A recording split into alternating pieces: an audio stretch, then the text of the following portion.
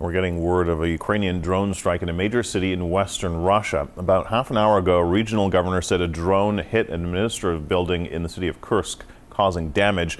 Meanwhile, Ukraine says its air defenses struck 14 out of 15 Russian drones on Saturday. Nana Bashir is monitoring developments in Ukraine, and she joins us from London. So, Nana, first, what more are we learning about the latest attacks?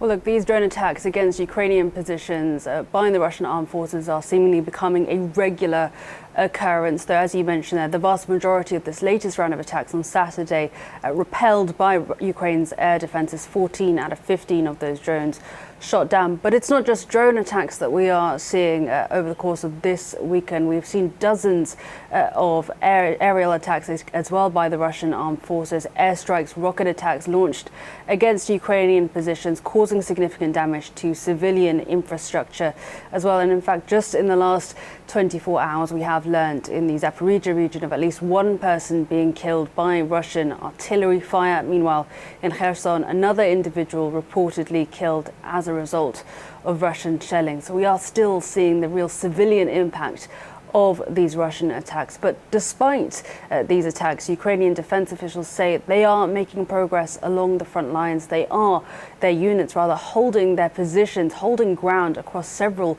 key frontline areas. Over the weekend, we have learned from Ukrainian officials that their units in both Liman and Marinka have repelled Russian attacks. Meanwhile, in Bakhmut, Russian advances are said to have been thwarted by the Ukrainian armed forces there. Meanwhile, 8 airstrikes are said to have been conducted by Ukraine's Air Force against assets deemed to be critical to Russia's armed forces in Ukraine. So clearly some signs of progress along the front lines in the east of Ukraine.